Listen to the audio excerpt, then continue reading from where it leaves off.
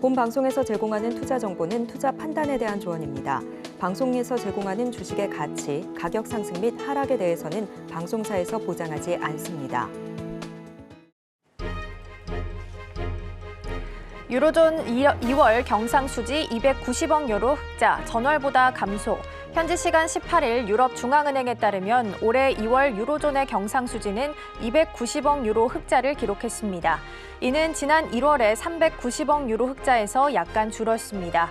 올해 2월까지 1년 경상수지는 2,880억 유로를 기록했습니다.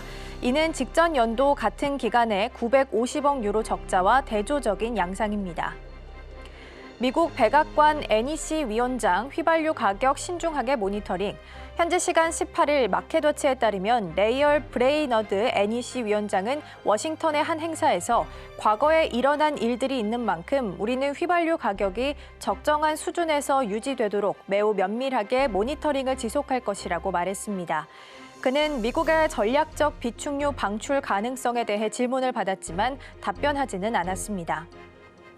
미국 주간 실업보험 청구자 수 21만 2천 명, 월가 예상치 하회. 미국에서 한 주간 신규로 실업보험을 청구한 사람들의 수가 직전주와 같은 수준을 유지하고 월가 예상치를 밑돌았습니다. 현지 시간 18일 미국 노동부에 따르면 지난 13일로 끝난 한 주간 신규 실업보험 청구자 수는 계절 조정 기준으로 21만 2천 명을 기록해 직전주와 같은 수준을 나타냈습니다. 이번 수치는 월스트리트 저널이 집계한 전문가 예상치 21만 5천 명을 밑돌았습니다.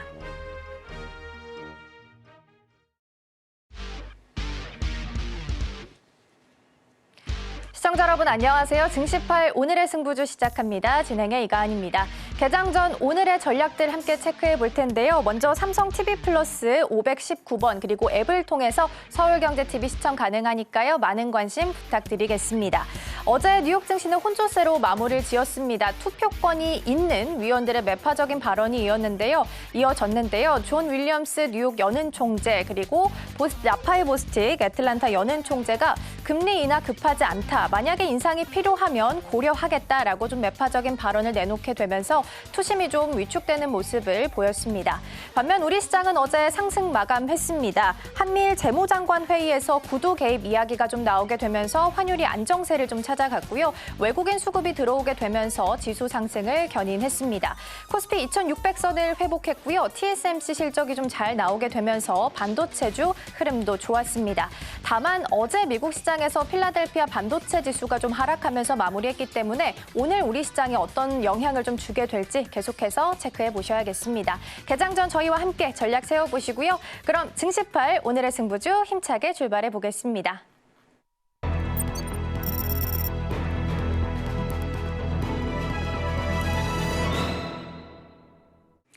네, 안녕하십니까. 박정호 PD입니다. 자, 오늘 이제 금요일이죠. 이번 주 좀 많이들 고생하셨고요. 시장이 오르락내리락 하면서 다들 스트레스 많이 받으실 것 같습니다. 일단 좀 심란합니다. 또 TSMC가 실적은 잘 나왔는데 주식은 내려갔죠. 반도체가 왜 또 크러쉬를 맞았는지 이따가 수익률 공개하고 바로 여쭤보도록 하겠습니다. 자, 그러면은 일단 어저께 승부주 결과를 좀 봐야겠죠. 어떤 결과 나왔는지 화면으로 한번 만나보시죠. 짜잔, 네. PSK 움직임 좋았습니다. 유창해 대표님 지금 3거래일 연속 모든 종목들이 지금 좋은 수익률 거둬가고 있고요. 그다음에 다음 우리 김성규 전문가님 볼까요? 네, HD한국조선해양 와우 6.7% 수익률 기록했습니다. 일단은 자 AS 겸 우리 김성규 전문가님 일단 어저께 환율이 조금 뭐 우리나라하고 일본이 뭐 구두 개입을 해가지고 환율이 좀 진정되니까 외인들이 좀 들어왔거든요. 네. 근데 두드러졌던 수급이 조선으로 쏠렸어요. 네. 참 많이 제가 어제 백고동 올리면 보통 이제 주식 떠나야 되잖아요, 조선은. 근데 네. 이제 진짜로 가는 것 같은데 지금 좀 HD 한국조선해양 얘기해 주시면서 하나오션이 조금 외인하고 기관하고 연기금 세 가지 수급이 몰리더라고요. 그것도 좀 같이 봐주시면 좋을 것 같습니다. 네, 두 가지 봐달라는 말씀인데 첫째 우선 한국조선해양부터 먼저 보고 말씀드릴게요. 요거 일단은 기본적으로 요 차트에서도 좀 얘기를 할 건데 기본적으로 우선 한국조선해양 같은 경우는 여기 어제 말씀드렸듯이 특별하게 이제 패턴이 있다 그랬죠. 여기 요 차트에서 해서 이렇게 올라가는 요 추세 따라가는데 추세에서 올라갈 때 바로 특징이 뭐냐면 바닥을 잡고 나면은 요 자리 자 여기에 보시면 이렇게 된대 이렇게 바닥을 잡고 나면 반드시 이렇게 올라가는 특징이 있었어요. 그래서 여기에서 이제 여기에 나왔던 어제 패턴이 바로 첫 번째 상승했던 패턴하고 일치하는 패턴이었기 때문에 이렇게 해가지고 십자가 나오고 윗꼬리가 길게 나왔을 경우에는 반드시 위로 한 번씩 크게 치고 올라가는 이 패턴을 따라가고 있었습니다. 그렇기 때문에 여기에 맞춰가지고 아마 올라갈 수 있을 거라고 판단했고 그다음에 실제로도 그 실적도 굉장히 좋았고 그다음에 앞으로 봤을 때 밀려있던 그 여러 가지 단기 자금들 해소할 수 있는 AP 본드가 이제는 어느 정도 풀릴 수 있다고 봤기 때문에 이게 나왔다고 보고 있고요. 그다음에 하나오션 같은 경우에는 지금 보시게 되면은 여기 상당히 많이 올라갔습니다. 와 거의 18% 가까이 올라갔는데 이렇게 지금 올라간 것은 여기는 파동을 잡아서 올라가는 자리였죠. 일단은 그 기술적인 측면에서 봤을 때는 파동을 잡고 올라가는 자리였기 때문에 같다라고 얘기할 수 있지만은 산업적 측면에서 봤을 때 여기서 하나오션 같은 경우는 기본적으로 대우비 조선해양에서 일단은 나온 회사였던인데다가 그다음에 또 앞으로 해가지고서는 그 방산이라든가 이쪽으로 들어갈 수가 있거든요.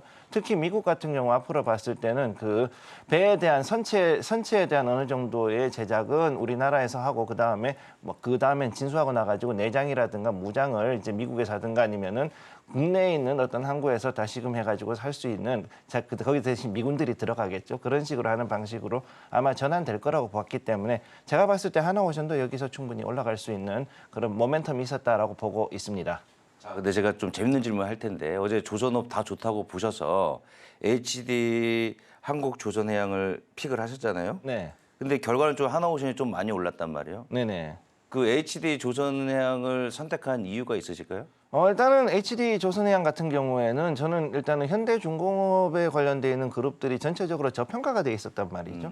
그렇기 때문에 앞으로도 충분히 더 갈 수 있는 그런 여지가 있었고 그다음 여기에서 만약에 이렇게 해서 파동을 3번을 주고 난 다음에 올라간다 그러면 더 크게 올라가고 만약에 떨어지더라도 어느 정도는 자리를 잡아주고선 지지하고 다시금 파동을 주고 더 크게 올라갈 수 있는 그런 자리라고 봤기 때문에 그래서 들어갔습니다. 자, 그러면 이제 마지막으로 이제 오늘 장은 우리 저희가 이제 항상 승부주를 내서 이렇게 승부를 보는데 네. 지금 해당 자리로 봤을 때 6% 수익률을 기록해서 나오긴 좀 아쉬울 것 같은데 좀 더 끌고 가면 더 큰 수익률 기대할 수 있을까요? 조금 더 갈 수는 있는데요. 한번 요 차트 한번 다시 한번 보면서 말씀을 드리겠습니다. 이 자리에서 다시 올라갔죠. 자, 그러면은 여기에서 보시면은 요 패턴이 딱 정해져 있어요. 여기에 요거 첫 번째. 자, 첫 번째 요 패턴. 자, 여기서 나온 요 패턴. 우선 요거 하나. 그다음 두 번째는 여기. 그다음 지금 세 번째로 이제 올라왔죠.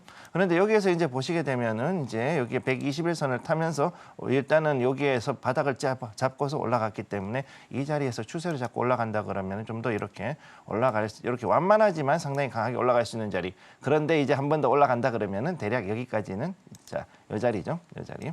자, 128,900원까지는 충분히 올라갈 수 있는 자리라고 저는 일단 보고 있습니다. 네, 감사합니다. 자, 그리고 우리 유창현 대표님 대단하신 게 PSK의 역사를 함께 쓰셨어요. 어제 신고가를 돌파를 했고 네. 유창현 대표님은 우리 승부주에서 제안을 드렸고 수익률은 비록 지금 일단 4%로 시청자분들이 봤을 땐 작다고 느낄 수는 있지만 하루 수익률입니다. 아침에 제안 드리고 딱 하루치 결과치 목표치기 때문에 상당한 수익률이고요. 그리고 신고가도 함께 하신 우리 유창현 대표님. 네. 지금 근데 이제 고점 자리 때라 좀 불안해들 하실 것 같은데 어떻게 보세요? 저는 뭐 어저께 말씀드린 것처럼 사실은 이런 차트는 개인 투자자분들이 접근하기 상당히 힘들 수 있다라고 말씀드렸어요. 왜 그러냐면 주가가 많은 사람들이 저도 항상 그렇게 생각하는 경우가 많이 있는데 조정되면 사야지, 눌리면 사야지 그렇게 생각을 하고 주식을 보거든요. 그리고 계속 신고가 행진을 하다 보면 좀 단기 고점에 대한 어떤 부담감이 있을 수 있다는 생각으로 쉽게 접근을 못 하는데 지금 PSK 같은 경우는 지난 3월달 이후로 보면은 되게 거의 가격 조정은 거의 없다라고 보시면 되겠고 오르다도 완만하게 오르다 보니까 일반 투자자들이 접근하기 힘들다고 말씀드렸는데 저는 그런 모습이 좀 더 이어질 수 있다고 생각을 좀 하고 있어요.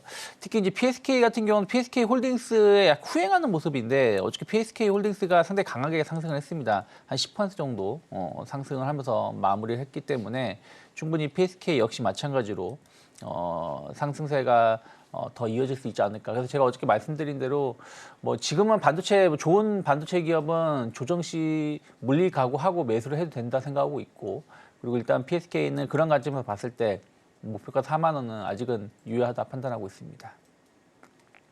네, 어제 주셨던 승부주 AS 만나봤고요. 반도체 전반적으로 함께 좀 전략도 세워주시면 좋을 것 같아요. 일단 TSMC 실적이 잘 나왔잖아요. 네. 그렇기 때문에 오늘장 안에서는 좀 어떤 부분에 주목하면서 전략을 세워가면 좋을까요? 뭐 TSMC 실적은 우리나라 증시는 어저께 반영됐다 생각하고 있어요. 제가 어저께도 이제 말씀드렸지만 3시쯤에 TSMC가 실적을 발표할 것이고, 그러한 것들이 반도체 기업이 어떻게 영향을 미치는지를 좀 보자라고 말씀드렸는데, 상당히 좋게 발표를 하면서 대만 증시에서는 TSMC 주가가 나쁘지 않았거든요. 그래서 우리나라 증시 반도체도 오후장에 조금 더 상승세를 이어가는데, 막상 미국에서는 좀 이제 크게 좀 하락을 좀 했습니다.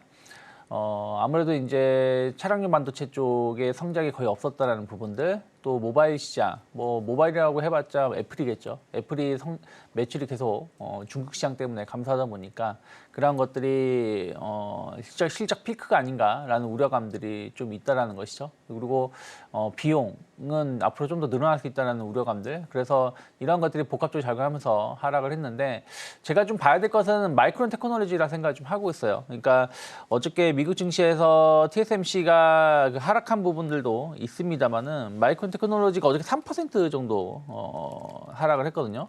그러니까 뭐 엔비디아라든지 AMD 이런 기업들은 그나마 좀 버티는 모습이었는데, 마이크론 테크놀로지가 최근 들어 4월 달 들어서 좀 하락을 하면서 지난번 그 실적 발표했을 때 3월 21일 그 마감한 자리, 갭상승하면서 마감한 자리까지 지금 조금 내려와 있는 상황이거든요. 차트를 보신다라면. 그러면 만약에 이 자리가 좀 무너지게 된다라면 아무래도 마이크론 테크놀로지가 올라가면서 우리나라에서 같이 움직이게 삼성전자거든요. 삼성전자도 그날 이후로 동시에 상당히 강한 상승을 보여줬었는데, 삼성전자도 역시 마찬가지죠. 그 언저리까지 좀 내려와 있는 상황이다 보니까 삼성전자, 하이닉스의 주가 흐름이 오늘 반도체 관련된 종목들의 흐름을 연결시킬 수 있다. 왜냐하면 TSMC는 하고 삼성전자, 하이닉스하고 사업하는 건 전혀 다른 사업 부분이죠. 어쨌든 마이크로 테크놀로지하고 삼성, SK 하이닉스는 약간 레거시 반도체라고 할 수 있는 뭐 SSD라든지 낸드라든지 뭐 D램이라든지 이런 쪽에 좀 포커스가 맞춰져 있다 보니까 흐름들에 이쪽에 대한 어떤 다른 기업임에도 불구하고 일단 마이크로 테크놀로지가 하락했다는 부분들은 조금 더 약간의 고민은 있을 수 있는 하루가 아닌가 생각하고 있습니다. 네, 감사드리고요. 그다음에 이제 어제 시장이 좀 특이점이, 우리 김성규 전문가님한테 또 하나 질문. 어제 이제 바이든 대통령 발언으로 인해서 철강주들이 아주 그냥 엄청난 급등을 보였어요. 이게 이어질 거라고 보세요? 제가 봤을 때는 조금 단타성일 확률도 있고 한데, 근데 제가 보는 관점에서는 이게 우선은 필라델피아에서 유세하는 현장에서 이런 얘기를 했거든요. 그러니까 이게 과연 어떻게 될 것인가 조금 지켜볼 필요가 있다고 보고 있고, 올라간다라고 하는 거는 우선 기본적으로 원자재에 대한 개념을 조금 잡고 가야 되는데, 현재 우리가 금융을 해가지고서는 어느 정도 그 원자재를 싸게 지금까지 사가지고 왔던 그런 경제에 와 있었는데, 그것이 이제 무너지고 원자재가 계속해가지고서는 제값을 받겠다라고 움직이는 그런 경향이 지금 나오고 있거든요. 즉 유동성이 너무나 많이 풀렸기 때문에 이제는 그 유동성을 가지고서는 감당할 수 없는 범위에 왔기 때문에 결국은 원자재 가격이 올라가는 거는 그건 정해져 있는 것이고, 단지 문제는 뭐냐면 거기에 대해 가지고 봤을 때 우리가 물가, 정확히 얘기해서는 그 인플레이션이 어느 정도까지 그러면 우리가 감당할 수 있겠냐의 문제에 접근한다고 볼 수가 있습니다. 그렇기 때문에 이거에서도 만약에 그 철강 생산에서도 만약에 그 인플레이션을 인해서 인건비라든가 다른 비용들이 더 들어가고 했을 경우에는 결국은 숫자는 좋은데 실적은 안 좋아질 수 있는 그런 것도 나올 수 있거든요. 그러면 결국은 한번 조정이 나오겠죠. 따라서 이런 부분은 조금 신중하게 접근할 필요는 있습니다. 단기적으로는 좀 더 올라갈 여유는 있다고 보고 있습니다. 네, 감사합니다. 그다음에 이제 유창인 대표님한테도 어제 이제 이슈 잡아주신 게 수급이었어요. 네. 근데 어제 이제 좀 독특했던 게 조선도 독특했고 2차 전지 쪽도 포스코홀딩스를 또 기점은 또 외국인 수급이 좀 유입되면서 반등이 나왔거든요. 이게 이제 뭐 바닥인 건지 아니면 이제 너무 많이 빠져서 그냥 반등인 건지 좀 궁금합니다. 2차 전지에 대해서.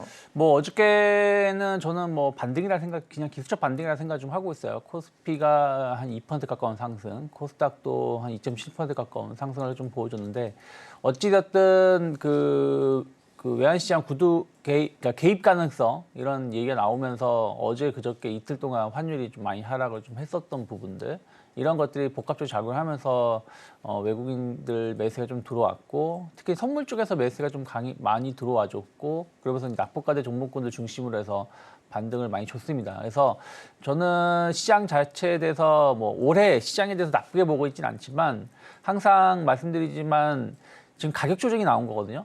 그러니까 가격 조정이 나왔다는 얘기는 뭐냐면 1월 달 같은 경우에도 상당히 좀 빠르게 증시가 회복한 것처럼 보이지만 사실은 단기 바닥을 찍어주고 한 2주 가까이 옆으로 횡보하고 나서 그 다음에 강하게 올라온 거거든요. 그래서 여기서 어떤 지난 코스피 기준으로 다시 2,750포인트대로 V자 반등 혹은 또 코스닥 같은 경우가 다시 뭐 900포인트대로 V자 반등이 나온다라고 볼 수는 없다라고 좀 보고 있어요. 최소한의 뭐 4월 말까지 특히 이제 4월 마지막 날이 이제 FOMC 회의가 있기 때문에 여기서 추가적인 하락이 안 나오면은 단기 바닥이 형성된 것인지 아니면 뭐 추가적인 조정이 나올지 여부는 잘 모르겠지만 일단은 어저께는 1차적인 기술적 반등이 나온 것이고 오늘 또 다음 주 흐름들이 좀 더 중요하지 않을까 판단하고 있습니다.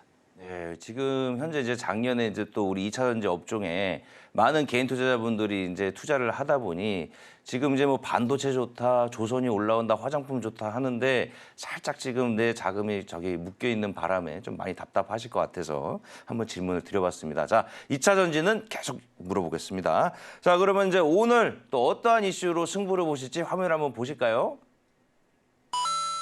네, 우리 유창희 대표님은 강달러에 주목하자. 그다음에 그리고 우리 김성규 전문가는 자동차에 벗어나 확장하는 모빌리티 이렇게 갖고 오셨습니다. 자, 일단 유창희 대표님한테 궁금한 게 있습니다. 어쨌든 지금 뭐 강달러다, 킹달러라고 하는데 어떠한 업종들 뭐 기존에 뭐 딱 강달러라고 하면 생각나는 게 이제 미국에 수출 많이 하는 뭐 자동차나 뭐 반도체 요 정도 생각나는데 네. 아직도 똑같나요? 뭐 약간 그런 부분들도 있고요. 또 뭐 조선 업종 같은 경우도 환율 수혜를 입을 수 있는 부분들이 상당히 크죠. 어쨌든 뭐 조선 업종은 다 우리나라에서 배를 건조해서 인도를 하는 것이니까요. 일단은 최근에 이제 시장의 흐름들이 뭐 약간 이제 외부 변수에 의해서 계속 이제 이번 주 내내 말씀을 드리고 있는데 외부 변수에 의해서 변동성이 좀 커지고 있는 것 같습니다. 상승도 나오고 있고 하락도 나오고 있지만 일단은 제일 중요한 거는 현재 뭐 중동 리스크가 조금 다행스럽게 더 확전되진 않지만 어쨌든 이게 러우 전쟁처럼 좀 장기화될 수 있다는 우려감들은 계속해서 우리가 좀 체크해 볼 필요가 있지 않을까 생각을 좀 하고 있고요.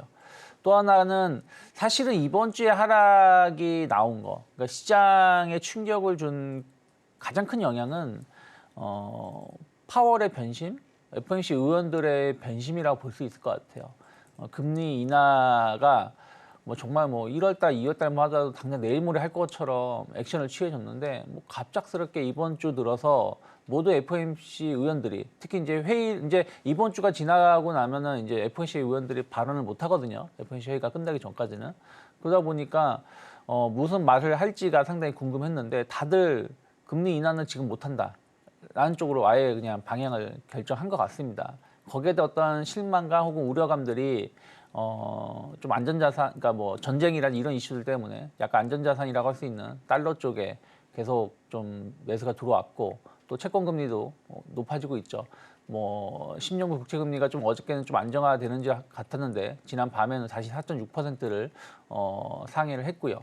또 금 가격도 좀 상승하는 부분들을 좀 포착되다 보니까 주요 국가들의 환율이 계속 약세를 띠고 있습니다. 그러니까 지금 원화 약세가 우리나라만의 문제는 아니라고 좀 보고 있어요. 제가 어제도 말씀드렸습니다마는 작년에 그러니까 2022년도에 달러 강세, 원화 약세 흐름하고 현재 원화 약세, 달러 강세 흐름은 좀 다르다. 그러니까 꼭 우리나라만 유독 약한 건 아니다라고 보셔야 돼요. 일본도 뭐 150엔 이상 가고 있고 뭐 유로화도 계속 지금 1페리티가 지금 깨지려고 합니다. 1페리티가 뭐냐면 1달러당 1유로가 지금 깨지려고 하고 있는 상황이다 보니까 꼭 우리나라만 약한 건 아니지만 또 뭐 재정 적자라든지 이런 이슈들 본다라면 이게 쉽게 다시 뭐 1,200원대로 가기에는 어렵다. 그러니까 1월 달에 한번 살짝 1,200원 후반대까지 갔었는데 지금 시장에서는 이런 상황이라면 1,300원 중반 정도가 적정 환율이 되지 않겠느냐라고 좀 평가를 좀 하고 있는 것 같습니다. 그래서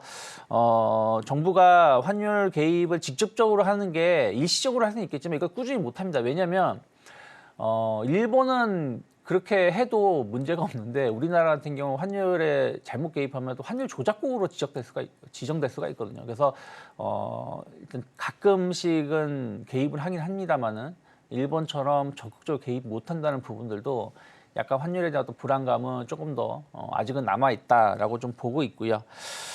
일단은 아까 말씀드린 대로 1,300원대 환율이 중반 정도의 환율이 고착화된다라면 여기에 맞춰서 또 전략을 새로 세워야 된다고 생각하고 있어요. 저는 사실은 환율이 극단적으로 표현을 할게요. 2,000원을 간다고 해서 나쁜 것인가? 혹은 1,000원으로 간다고 해서 좋은 것인가? 저는 그렇게 생각하지 않아요. 갑자기 무슨 얘기냐면 2,000원대에 있다고 하더라도 계속 꾸준하게 2,000원에서 행보를 한다 1년 내내. 그럼 거기에 적응이 되기 때문에 그건 나쁜 건 아닙니다. 갑자기 여기서 2,000원을 가는 게 문제인 거죠. 또 반대로 1,000원을 떨어진다고 해서 그냥 좋은 게 아니라는 거죠. 1,000원으로 계속 오랫동안 유지되는 게 좋은 것이지 갑자기 내일 환율이 1달러당 1,000원 간다고 하면은 오히려 증시는 더 폭락할 수도 있는 거거든요. 그래서 환율의 변동성이 높은 게 문제인 것이지 안정세를 띈다라면 어느 가격 밴드에 있느냐는 큰 문제는 아니다 생각을 좀 하고 있습니다. 하지만 어쨌든 지금은 약간 강달러의 흐름들을 좀 보여주고 있다는 부분들. 그러면 원화 약세, 고환율 시대에서의 전략이 달라질 수 있다는 얘기는 기업의 실적이 달라질 수 있다는 것이죠. 대표적으로 우리나라는 제조업 위주의 산업을 하고 있기 때문에 수출을 할 때 달러 자산으로 수출을 하게 될 것이고 또 그것이 원화 자산으로 환전을 한다면 아무래도 영업이익이 좀 개선될 수 있는 부분들이 있는데 뭐 시장에서 평가를 했을 때 원화 가치가 10% 저하가 된다라면 뭐 주요 기업들의 영업이익이 뭐 적게는 1%, 많게는 3% 정도 상승한다고 하죠. 그래서 반도체 같은 경우는 3% 정도 영업이 개선되는 효과를 볼 수가 있고, 뭐 자동차라든지 뭐 이런 쪽은 한 1에서 2% 정도 영업이 개선이 기대가 된다고 하는데, 보통 현대차 같은 경우를 본다라면 한 2천억 정도, 기아 같은 경우도 한 3천억 정도 영업이익이 최대 늘어날 수 있다라고 좀 평가를 받고 있습니다. 그래서 그런 것들을 본다라면 아무래도 또 이제 실적 시즌 아니겠습니까? 그리고 1분기에 약간 환율이 좀 높게 반영이 되고 있는 부분들이 좀 있기 때문에 그런 것을 본다라면 좀 수출을 좀 잘하고 있는 기업, 그러니까 단순하게 수출하는 기업이니까 실적 좋아지겠지 이렇게 보는 게 아니라 수주가 늘어나고 영업이 계속 늘어나고 있는 와중에 고환율의 수혜를 입을 수 있는 섹터를 보셔야 된다는 거예요. 그래서 반도체, 자동차, 조선, 어저께 자동차는 많이 못 올라갔지만 조선주가 상당히 많이 오른 것도 그러한 영향이 아닌가 생각을 좀 하고 있고요. 그리고 저는 음식료 업종, 어떻게 보면은 환율 피해주로 우리가 보는 것은 수입을 해서 제품을 만드는 기업들이죠. 그러면 아무래도 뭐 석유 화학 쪽이거나 혹은 뭐 음식료 업종군 같은 경우죠. 음식료 업종군도 대부분이 이제 뭐 곡물 이런 것들이 다 수입을 해서 생산해서 판매를 하기 때문에 환율이 약세를 띠면 피해 업종 아니야라고 생각할 수 있겠는데, 중요한 거는 음식료 업종은 필수 소비재라는 것이죠. 그러니까 한마디로 가격을 상승으로 전가시켰을 때 소비자들이 피할 수가 없다는 거예요. 자동차는 예를 들어서 갑자기 오르거나 환경이 안 좋으면은 지금 차 타던 거 좀 더 운행하거나 중고차로 전환시킬 수가 있는데, 갑자기 오늘 어떤 제품이 올랐으니까 이제 앞으로 이제 두 끼만 먹어야지, 혹은 앞으로 한 끼만 먹어야지 할 수가 없다라는 것이죠. 그래서 그런 것을 본다라면 음식료 업종군들이 가격 전가가 쉽다. 그러다 보니까 최근에 뭐 음식료 업종군들의 주가가 나쁘지 않습니다. 또 거기다 경기 방어제 또 성격도 가지고 있는 것들을 본다라면 그런 흐름들 좀 더 이어질 수 있고, 또 하나는 서비스 업종인데 이게 외국인 상대로 하는 거, 뭐 제가 얼마 전에 중국 소비주도 말씀드렸습니다만은 어쨌든 외국인 관광객을 대상으로 서비스가 이루어지는 쪽은 대부분 달러로 들어오기 때문에 그런 것들도 환율 원화 약세 수혜를 입을 수 있지 않을까 판단하고 있습니다. 네, 음식료 업종 얘기하셔서 요즘 좀 독특한 또 트렌드가 살짝 변한 것 같더라고요. 그 라면 관련주들이 네. 보통 이제 고환율 수혜주다고 하면 예전에 전통적으로 자동차, 반도체, 뭐 조선 나왔었는데 요즘에 라면 관련주가 껴있더라고요. 이런 변화에 대해서는 어떻게 보세요? 그러니까 말씀드린 것처럼 라면 같은 관련해서는 우리나라에서도 수요가 많지만 수출이 엄청나게 이루어지고 있거든요. 작년 같은 경우도 보면 뭐 농심이라든지 뭐 삼양식품, 삼양라면이나 이런 부분들 보면은 수출이 계속 최고치를 경신하고 있습니다. 그럼 그런 부분들도 아무래도 환율의 수혜를 입을 수 있다 생각을 좀 하고 있고 또 최근에 보면은 유가공 뭐 예를 들어 빙그레 같은 경우도 상당히 좋은 흐름을 보여주고 있는데 뭐 날씨가 좀 많이 더워지는 부분들도 일부 있지 않나 판단하고 있습니다. 네. 아까 말씀해 주신 것처럼 이제 음식료 같은 경우에는 이제 밀을 수입을 해서 가공을 하니까 예전에는 워낙 약세가 되면 좀 많이 피해를 봤었는데 이거를 또 수출을 늘려갖고 상쇄를 시킨다. 그래서 이제 라면 관련주도 제가 봤을 때는 좋아 보여서요. 우리 유창현 대표님 말씀하셔서 좀 생각을 해봤습니다. 자, 그러면은 이제 우리 김성규 전문가님 네. 뭘 벗습니까? 모빌리티로 벗어나는데 어떻게 벗어나는 거죠? 자, 지금부터 봤을 때 우선은 그 제가 보는 거는 지금 자동차 업체들이 이제 강달러를 해가지고서 이미 이전부터도 많은 수출을 해왔잖아요. 그랬는데 이제 여기에서 좀 더 큰 그 그림을 보고 즉 플랫폼적으로 이제 벗어나려는 움직임을 보이고 있다는 거죠. 그래서 자동차에서는 이제 지난해 6년 만에 그 자동차 수출이 사실상 회복세를 보였고 그다음 2023년도에 그 가장 큰 실적을 보인 게 현대차 쪽이지 않습니까? 그래서 그것 때문에 이번에 굉장히 급갭 상승을 했던 부분이 있고 그다음에 여기에 맞춰 가지고서 단순하게 이제는 하이브리드나 전기차 이렇게 육상 교통수단뿐만이 아니라 다른 쪽으로 해가지고서 이제 올라갈 수 있는 그런 거를 잡으려고 하고 있다는 거죠. 그래서 이제 미래에 대해서는 자동차라는 것이 아니라 이제는 그 하나의 모빌리티라는 개념을 잡아가지고 이동 수단 쉽게 얘기해서 공중으로 날아다니는 것이라든가 아니면은 여기에서 또 가면서 이것을 통해 가지고서는 차가 단순하게 이동 수단인 뿐만이 아니라 그 안에서도 여러 가지 생활을 할 수 있는 환경을 만들어주는 것 이런 것들에 대해서 이제 자동차 회사들이 눈을 돌리기 시작했다라고 봐야 되는 거죠.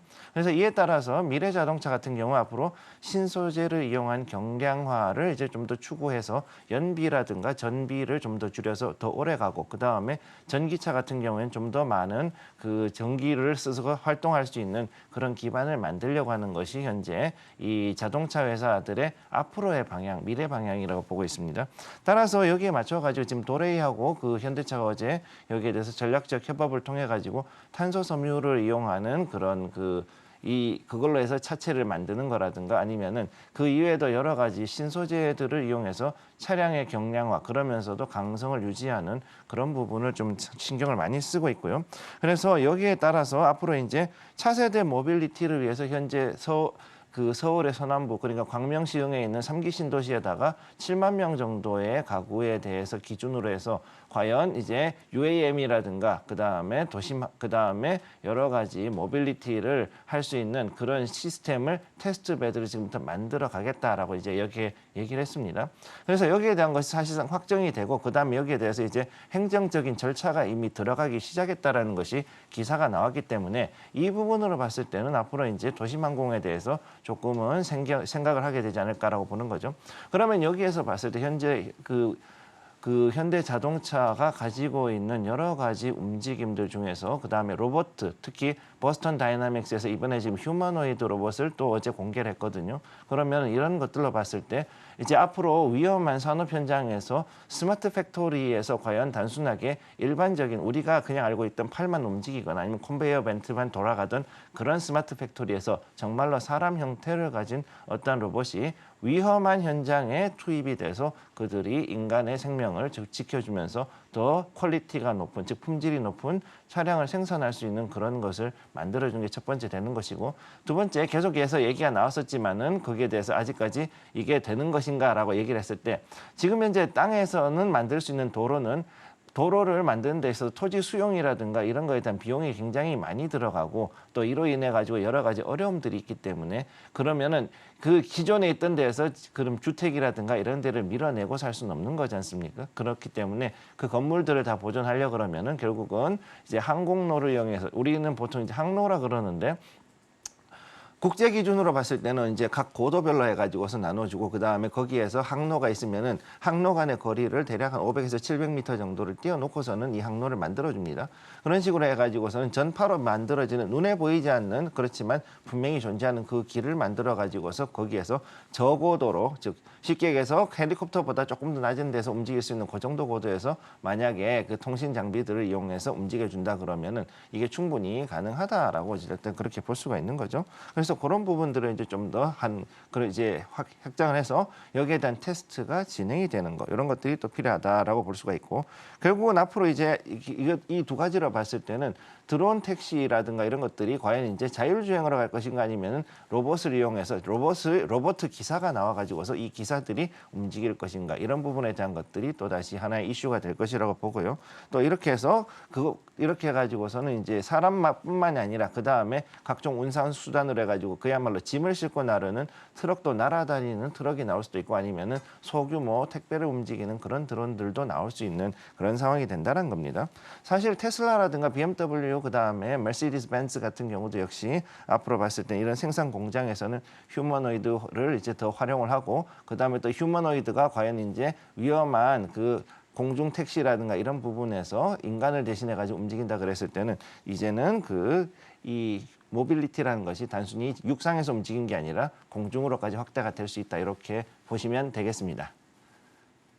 네, 자동차를 벗어나서 다양한 모빌리티까지 좀 짚어주셨는데요. 앞서서 테슬라 잠깐 이야기가 나와서 추가적으로 좀 질문을 드려볼게요. 경량화하면 또 전기차 부분에선 빼놓을 수 없는 포인트 중 하나잖아요. 네. 네, 테슬라가 지금 어제 $150 선까지 내줬고 도이체방크도 지금 투자 의견을 홀드 보유로 지금 하향 조정을 한 것으로 나타났거든요. 네. 그럼에도 불구하고 걱정하지 않고 좀 긍정적으로 바라봐도 괜찮을까요? 일단은 그러면 테슬라 우선 주가 한번 보면서 얘기하는 게 어떨까요? 테슬라, TSLA. 테슬라를 한번 보면서 얘기하겠습니다. 자, 여기 주가 보시면은 현재 테슬라 주가는 이렇게 해가지고서 거의 뭐 바닥을 떨어졌어요. 여기서 지금 개파락이 작년 9월에 이때부터 나와가지고 특히 이게 가장 큰 이유가 뭐였냐면 사이버 트럭 때문에 나왔거든요, 사실. 그래서 이 사이버 트럭에 대한 개발이라든가 이런 부분들이 굉장히 좀 지체가 많이 되고 그 다음에 여기에 대한 기술적인 부분 때문에 사실 이게 좀 어떻게 보면 일론 머스크의 그 완벽주의적인 성향에 일중독적 성향이 좀 겹치다 보니까 그런 부분이 좀 있었어요. 그래서 이렇게 올라가다가 내려가다 하면 상당히 좀 이렇게 오르락내리락 했던 부분들이 있는데 현재 자리를 잠깐 보시면 이 자리입니다. 자, 여기 이 자리 149달러 26센트 이 자리에서 지금 와 있죠. 현재는 149달러 93센트까지 조금 반등해서 올라와 있긴 합니다만은 그럼에도 불구하고 이렇게까지 테슬라가 떨어지는 가장 큰 이유는 뭐냐면은 앞으로의 모빌리티에 대해 가지고 새로운 비전을 제시하지 못했기 때문이라는 거죠. 즉 그전에는 뭐였냐면 제가 늘 말씀드렸던 게 테슬라가 $300대가 현재 최고점인데 이 자리를 넘어가야 된다. 자, 현재 여기 보면 $300대라 그러죠. 지금 현재. 그러면은 대략 액면 분할하기 전에 $900대예요. 그러면은 $1,200, 즉 지금 현재로서는 $400대까지 올라가거나 그 길을 넘어가기 위해서는 새로운 모멘텀, 즉 거의 꿈을 새로운 걸 줘야 되거든요. 그러면 모빌리티에 변화가 없다 그러면 자율주행이 돼야 되는데 현재까지 여기에 대해서 자율주행에 대한 답을 그렇게 내주지를 못하고 있기 때문에 그만큼 이제 이 주주들의 기대가 그만큼 따라가지 못해서 이렇게 되고 있다라고 저는 보고 있고 그러면 여기에 대해서 만약에 자율주행이 다시 어느 정도 된다 그러면 즉 지금 이제 스페이스X를 가지고 있습니다. 머스크는 그러면 스페이스X를 이용해서 전 지구상의 저궤도 위성을 통해 가지고서는 모든 그 자동차, 테슬라 자동차를 통제할 수 있다라고 했을 때는 그러면 이 위성망을 이용해서 자율주행을 할 수 있다 그러면 이건 또다시 충분히 다시금 올라갈 수 있는 그런 여진이 있다라고 저는 그렇게 보고 있습니다. 네, 그리고 저도 좀 질문 하나 드리겠습니다. 이거는 개인 투자분들을 위한 질문인데, 이제 모빌리티 저도 확장성에 대해서 너무 공감을 했거든요. 네. 근데 이제 전문가님이 단계별로 이제 공준 드롭까지 얘기해 주셨는데, 지금 당장 봤을 때 모빌리티 섹터 안에서 나는 이 섹터가 가장 유망할 것 같다. 하나, 두 개 정도 짚어주신다면요. 일단 분야를. 가장 중요한 거는 첫 번째 인프라기 때문에 가장 바로 뜰 수 있는 건 통신. 통신. 5G, 6G 제일 먼저 깔려야죠. 그러니까 거기에 대한 게 먼저 깔려야 되고 그다음 두 번째는 뭐냐면은 거기에 맞춰 가지고 움직일 수 있는 것이 과연 이제 로봇으로 갈 것이냐 아니면은 이제 드론으로 갈 것이냐인데 그러면은 UAM 쪽으로 해가지고서 조금 더 지켜보실 필요가 있겠습니다. 왜냐하면은 드론이라는 것이 우리가 생각하듯이 그런 요만하게 조그만하게 가지고서는 카메라 달고 날아다니 이런 게 아니라 사실은 등치가 굉장히 크거든요. 그런 굉장히 큰 종목 그런 그 장비들이 날아다니는 거기 때문에 여기에 대해 가지고서 우리가 과연 어떤 규제 그 법규가 나오고 거기에 대해서 이제 이게 풀렸을 때 자 지금 테스트 배드는 하겠다고 했으니까 그러면 여기에 대해서 이게 풀렸을 때 과연 이 장비들이 어떻게 활성화될 수 있는가 좀 더 기대할 수 있는 그런 기대감이 있다 말씀드리겠습니다. 네, 모빌리티 안에서의 유망 섹터까지 함께 좀 확인해봤고요. 이어서 관련주 함께 보겠습니다. 우리 먼저 유창희 대표님과 함께 관련주 이야기 나눠보겠습니다.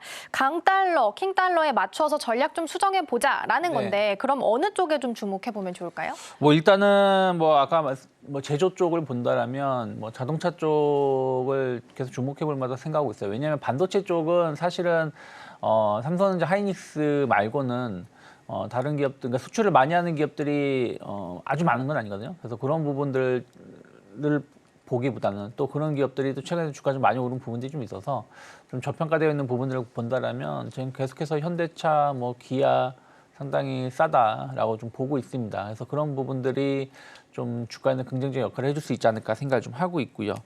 그리고 이제 음식료 업종군을 본다라면 뭐 CJ 제일제당이라든지 빙그레 같은 기업들, 뭐 빙그레는 이미 이번 달 들어서 그러니까 시장이 안 좋음에도 불구하고 빙그레는 55,000원대에서 65,000원대까지 한 20% 가까운 상승을 좀 보여주고 있는데 아까 말씀드린 대로 약간 경기 방어제 성격을 가지고 있고요. 또 4월 달 들어서 급격히 좀 더워진 부분들이 있지 않습니까? 그런 것들이 아이스크림 수요가 좀 늘어날 수 있지 않을까 평가하고 있고요. 또 빙그레도 알게 모르게 수출 많이 합니다. 뭐 바나나 우유라든지 뭐 메로나 뭐 이런 그 아이스크림 수출이 잘 되고 있기 때문에 그런 것들도 환율 효과를 볼 수 있지 않을까 생각하고 있고요.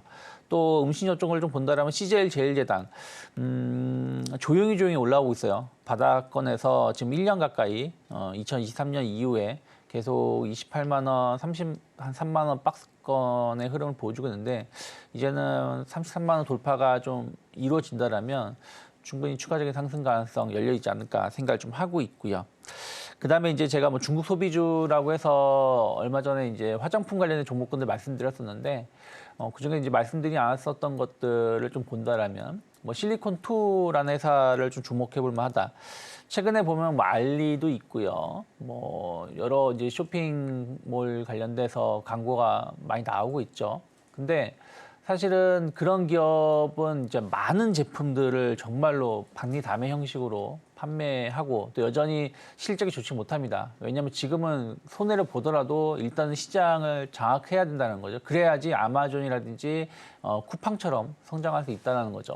근데 실리콘2 같은 경우는 정말 미용 제품만 딱 특화돼서 온라인을 꾸며놨고 또 이게 우리나라에서만 판매하는 게 아니라 해외에서도 이 사이트 이용해서 수출이 잘 되고 있습니다. 뭐 그런 부분들이 수수료가 또 달러로 들어오는 부분들이 있어서 실리콘2 역시 마찬가지로 미용 관련된 사업을 하지만 그 쇼핑몰을 운영을 하고 있지만 원화 약세, 그러니까 원화 달러 강세 반사이익 충분히 누릴 수 있지 않을까 생각을 좀 하고 있고요.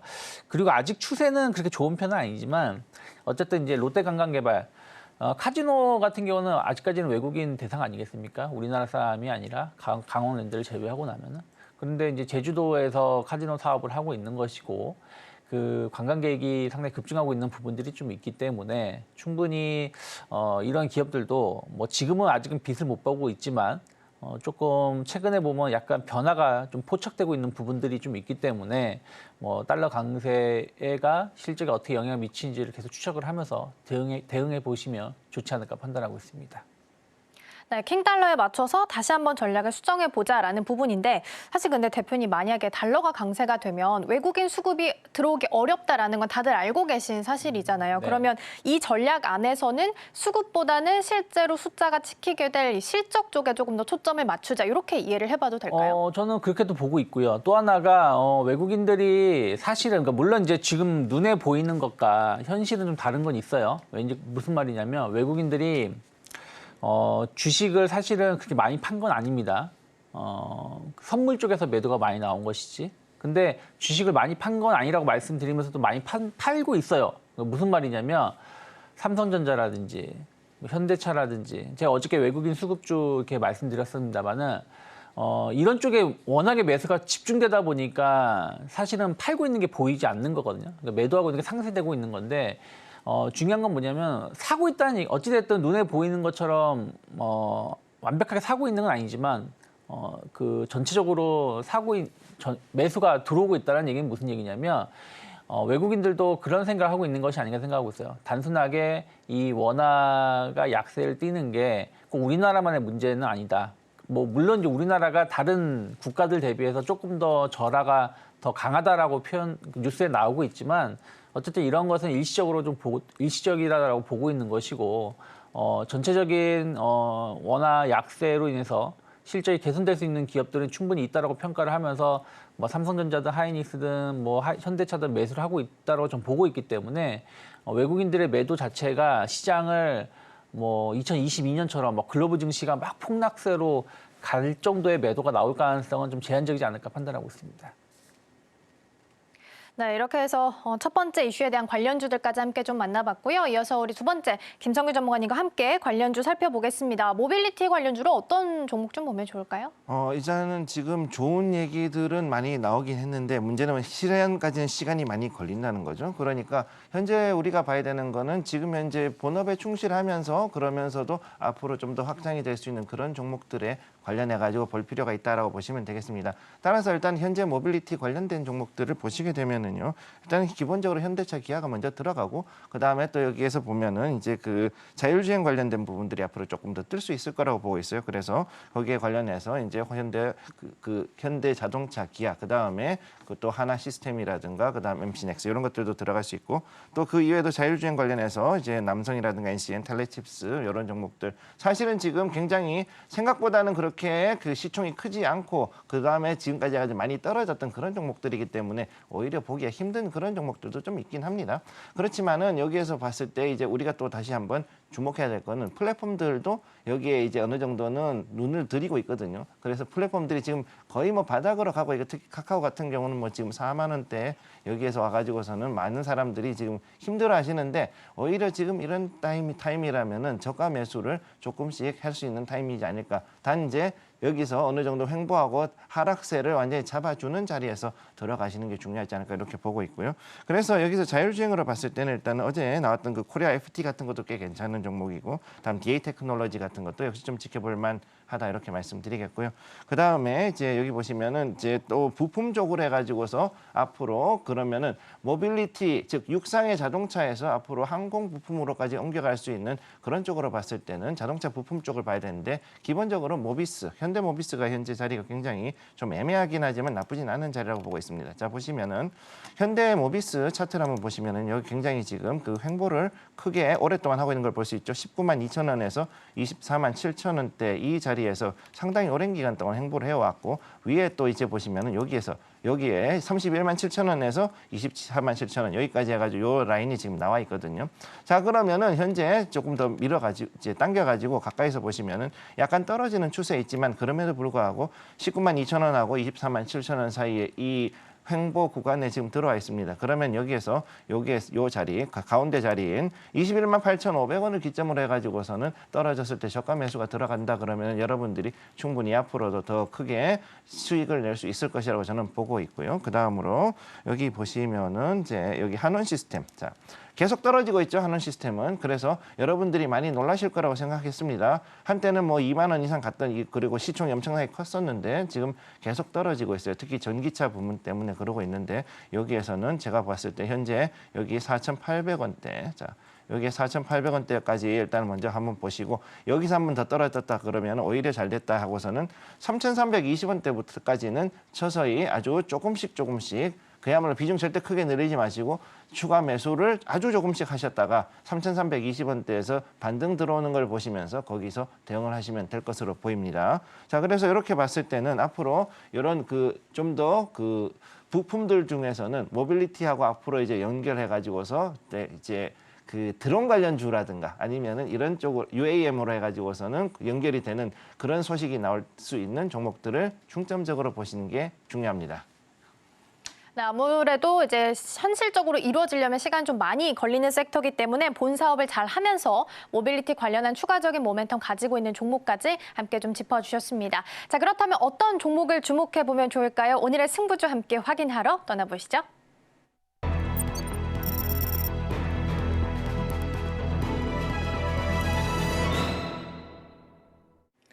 네, 개편한 지 5일 차인데요. 지금 4일차 수익률 전적을 계속 꾸준히 보신 분들은 알겠지만 이 해당 방송, 우리 승부주 방송에서 나오는 종목들 계속 매일 2% 이상, 3% 이상, 심지어는 14%까지 수익률을 거두고 있습니다. 그래서 많은 분들 널리 조금 응원의 메시지와 좀 알려주십시오. 많이들 도움 받으셨으면 좋겠습니다. 그러면 오늘 금요일 거래 어떠한 종목들이 또 승부를 볼지 화면으로 한번 만나보실까요?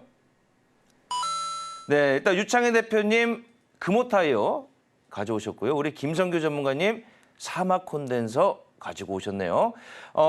일단 유창현 대표님한테 먼저 질문을 드려볼게요. 지금 금호타이어 네. 지금 갖고 오셨는데 이제 완성차 판매량이 올라가니까 갖고 오시지 않았을까 싶기도 한데 제가 이제 며칠 전에 이제 신문을 보다가 좀 놀랬던 게 이 BMW가 네. 이제 작년에 이제 우리나라의 한국 매출이 6.1조거든요. 근데 여기서 한국산 부품 구매 비용이 6.5조라고 합니다. 그래서 네. 이제 우리나라 한국 자동차 부품 산업에 그 약간 그런 거 있죠. 국뽕을 좀 느꼈는데 거기에도 이제 타이어가 끼어 들어가더라고요. 또 네. 이런 것도 좀 도움이 될까요? 타이어 그렇죠. 쪽에? 뭐 우리나라 타이어 업체들이 기술이 상당히 좋아졌습니다. 예전 같지 않게 상당히 좋은 품질의 제품들을 출시하고 있기 때문에 뭐 BMW라든지 뭐 벤츠라든지 뭐 글로벌 완성차 업체들도 국내 타이어 많이 사용하고 있다고 보고 있고요. 특히 이제 금호 타이어 같은 경우 이제 타이어주는 다 관심 있게 볼 수 있는 자리라 생각하고 있어요. 아까 말씀드린 대로 워낙 약세 수혜를 입을 수 있는 대표적인 기업들이라 보시면 되겠고 또 이제 해외에서 생산되는 물량들이 많이 있습니다. 그런 부분들이 이제 나중에 이제 우리나라 송금에 올 때 달러로 해서 이제 원화로 환전되기 때문에 주목해 볼 만하다 생각하고 있고 금호 타이어는 이제 베트남 2공장 증설이 본격적으로 이제 작년에 마무리가 되면서 이제부터 매출이 반영되고 있습니다. 그리고 미국 사업 부분도 상당히 좋게 나오고 있어요. 그래서 그런 것들이 전 실적 1분기 실적 상당히 기대해 볼 만하다 생각하고 있고요. 또 하나는 이제 전기차 쪽입니다.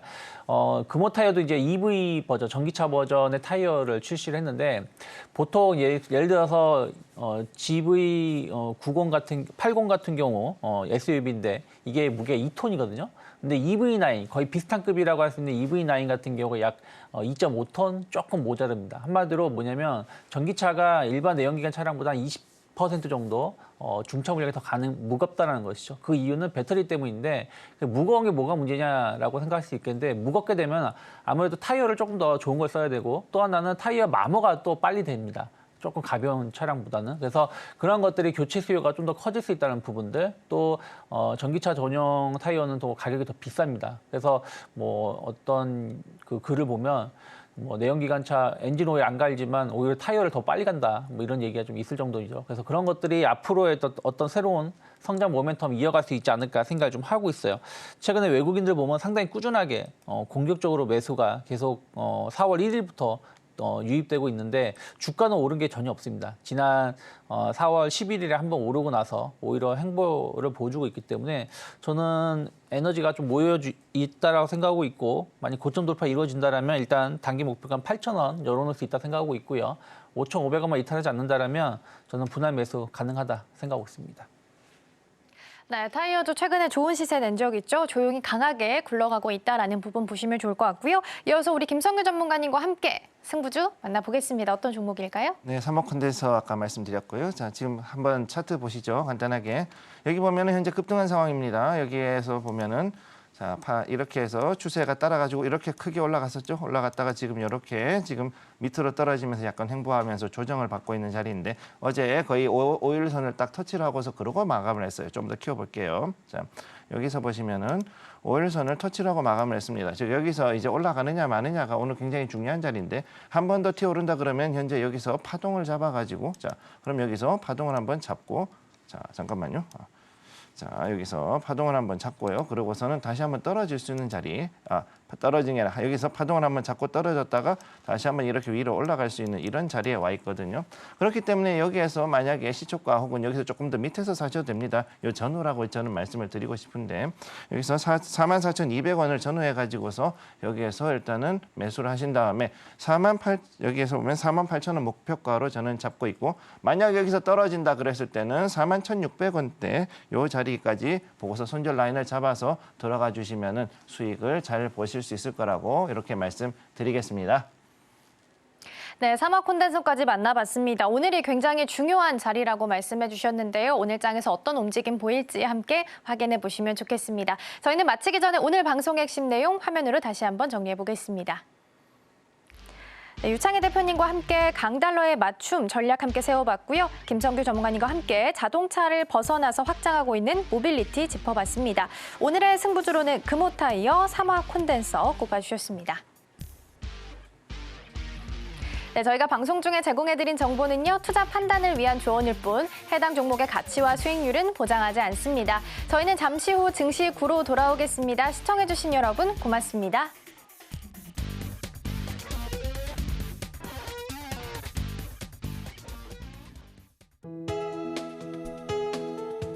본 방송에서 제공하는 투자 정보는 투자 판단에 대한 조언입니다. 방송에서 제공하는 주식의 가치, 가격 상승 및 하락에 대해서는 방송사에서 보장하지 않습니다.